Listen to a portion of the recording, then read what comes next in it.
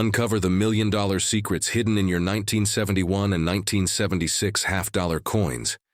You won't believe what these forgotten treasures reveal about America's past and your future fortune.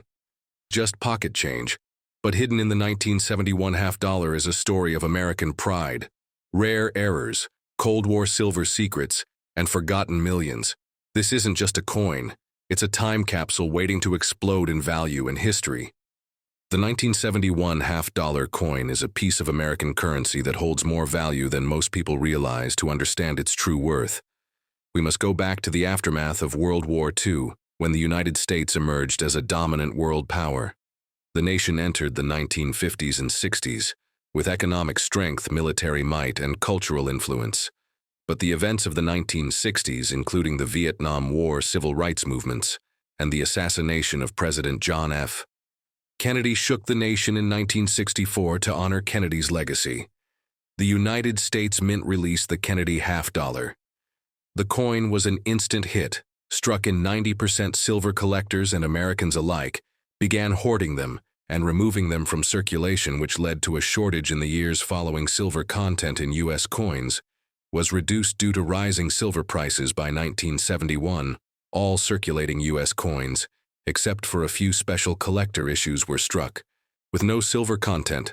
The 1971 Kennedy half-dollar was the first in this series to be minted, without any silver in its base design. It marked the beginning of a new era for American currency. The coin itself features the profile of John F. Kennedy facing left, with the word liberty above his head. The phrase, "In God we trust," appears split with, "In God" to the left, and "We trust" to the right of the bust. The date, 1971, rests at the bottom of the obverse side, designed by Gilroy Roberts. The obverse pays tribute to the late president in a bold and noble representation. The reverse side was created by Frank Gasparo, featuring the presidential seal, a heraldic eagle clutching arrows, and an olive branch surrounded by 50 stars with United States of America, and half-dollar inscribed around the border. The coin was struck at 3 mints: Philadelphia with no mint mark, Denver with a D mint mark, and San Francisco with an S. The Philadelphia and Denver issues were struck for circulation, while the San Francisco Mint produced proof versions intended for collectors. The metal composition of the 1971 Kennedy half-dollar was a copper nickel clad with a core of pure copper and outer layers of copper nickel. This was a significant change from the previous 40% silver coins that had been minted from 1965 to 1970. This shift to base metals reflected the nation's attempt to preserve its silver reserves and adjust to the evolving economy in terms of mintage. The Philadelphia Mint produced over 155 million coins, while the Denver Mint struck over 250 million. The San Francisco Mint produced nearly 4 million proof coins. One of the key reasons collectors value the 1971 half-dollar is due to minting errors and variations. Among these errors are the famous 1971 D. Kennedy half-dollars mistakenly struck on leftover 40% silver planchets from 1970. These transitional errors are extremely rare and can be worth thousands of dollars depending on condition, weight, and authentication. Other errors include double die obverses, off-center strikes, clipped planchets, and missing layers. These varieties are always sought after and command premium prices at auctions. One well-known discovery was made by a collector who found a 1971 D struck on a silver planchet weighing approximately 11.5 grams instead of the normal 11.34 grams. It was authenticated and sold for a significant amount of money, showing just how valuable these rare errors can be in terms of historical context. The 1971 Kennedy half-dollar was released during the Nixon administration, at a time when the nation faced economic challenges, inflation, and unrest. While the coin carried the image of a fallen president, it circulated in a nation uncertain of its future. Yet the presence of Kennedy's face in everyday transactions gave Americans a sense of remembrance and unity over the years. The use of the half-dollar in general circulation declined by the 1980s and 90s. Most Americans rarely saw half-dollars in everyday use, yet the coins continued to be produced mostly for collectors. The 1971 half dollar has therefore gained a kind of mystique. It is part of a generation of coins that were both widely produced and yet largely absent from daily life. Collectors prize it not only for its design, but also for its place in American monetary and cultural history. Its numismatic value depends heavily on condition and rarity. While standard circulated examples are worth around face value, higher grade uncirculated and proof coins can fetch much more, especially if certified by agencies like PCGS or NGC. For example, a 1971 proof coin in PR70 Deep Cameo can be worth over $100. Meanwhile, a 1971 D Silver Transitional Error can reach into the five-figure range.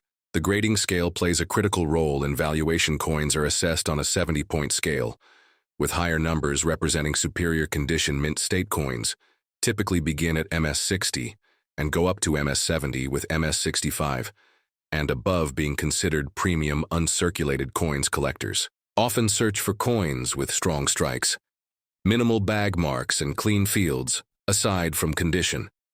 The market also reacts to historical events, anniversaries, and media exposure. Coins featured in news stories, documentaries, or popular YouTube channels often spike in value due to renewed public interest. The Kennedy half dollar has been minted in every year since 1964, but the 1971 edition stands at a crossroads between the silver era and modern clad coinage. It marks a pivotal transition in U.S. monetary history as inflation continued and digital payments rose. The role of physical coins like the half dollar diminished, yet their collectible value grew among enthusiasts around the world. In auction records, we find fascinating prices paid for 1971 half dollars with unique characteristics. In 2016, a 1971 D Silver Transitional Error graded MS61 by NGC sold for over $12,000.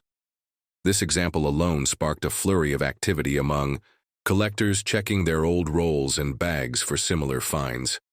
Some collectors have even found rare coins in bankrolls or inherited collections, proving that valuable discoveries can still be made today. If we trace the half dollar's origin, it dates back to the late 18th century. The first U.S. half dollar was minted in 1794, and it evolved through the bust Liberty seated Liberty Barber and Franklin series before transitioning to the Kennedy design in 1964. Thus, the 1971 coin is part of a much older legacy, one that represents changing times, politics, metal economics, and identity for collectors. Today, the 1971 half dollar represents opportunity, mystery, and nostalgia. Whether you're a beginner or an advanced numismatist, understanding its history and characteristics is essential to appreciate its full value. As the market continues to grow, demand for well-preserved and rare examples will only increase, especially as younger generations rediscover the value of coin collecting through digital platforms, documentaries, and educational content. The Kennedy half dollar remains one of the most iconic and enduring series in U.S. numismatics. The 1971 edition specifically captures a turning point, a coin struck in honor of a beloved president during a time of national change, a coin that still hides treasures among millions that were forgotten in drawers, bankrolls, and jars across America, a coin that holds not only monetary but also historical value. This episode is dedicated to coin lovers, collectors, and enthusiasts who are eager to understand the root significance and detailed story behind the 1976 Kennedy half dollar coin. The 1976 half dollar coin is one of the most iconic commemorative coins in American numismatic history, issued to mark the Bicentennial of the United States of America. It stands out not only for its design, but also for the occasion. It honors this coin was part of a special release by the United States Mint in honor of the 200th anniversary of the signing of the Declaration of Independence, which took place in 1776. The U.S. Mint made special designs for the $quarter-dollar, half-dollar, and $1 coins, specifically for the Bicentennial celebration. These coins were struck in both clad and silver versions and are known for their dual date, 1776 to 1976, which sets them apart from other regular issue coins. The design of the 1976 Kennedy half-dollar was modified from the original design by Frank Gasparro, which featured a profile of President John F. Kennedy. The Bicentennial reverse design was created by Seth G. Huntington and depicts Independence Hall in Philadelphia, Pennsylvania. The reverse also includes the dual date 1776 to 1976, along with the words United States of America, half-dollar, and E pluribus unum. This was the first and only time that the Kennedy half-dollar featured this special reverse design, and it was used only for coins dated 1776 to 1976 before returning to the regular presidential seal design in 1977. Now let us understand how the idea of commemorating the bicentennial with a special coin program came about. The journey of this coin begins in the early 1970s, when the U.S. government began to plan for the celebration of the country's 200th birthday.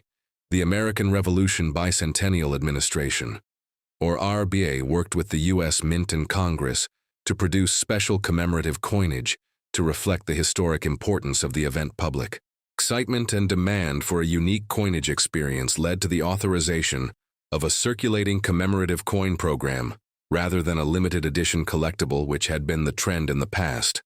Congress passed legislation authorizing the redesign of the quarter, half-dollar, and dollar to be issued in the years leading up to and during 1976.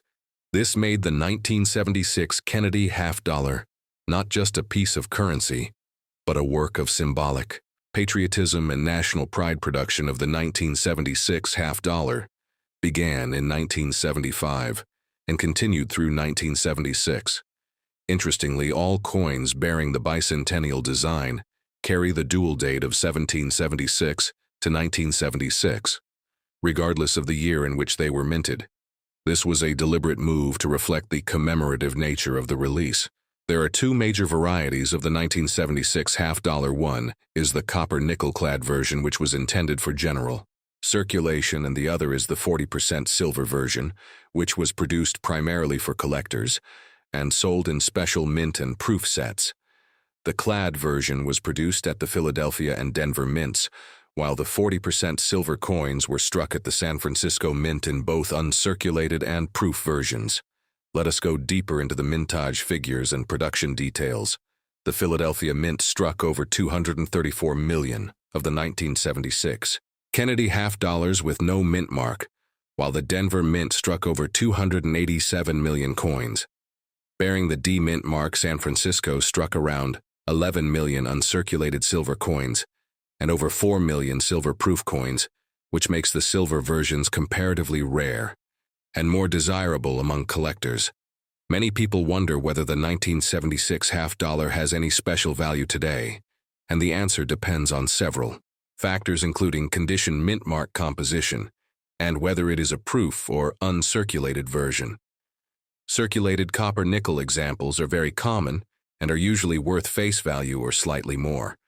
But uncirculated and proof examples, especially those in high grade or with special finishes, can be worth several dollars or more. Silver examples are worth even more due to their precious metal content and limited mintage. When considering value, it is also important to look at grading and preservation coins that are certified by third-party grading services like PCGS or NGC, and have high grades such as MS67 or PR69 can fetch significant premiums, especially if they exhibit strong luster-clean surfaces and minimal contact marks.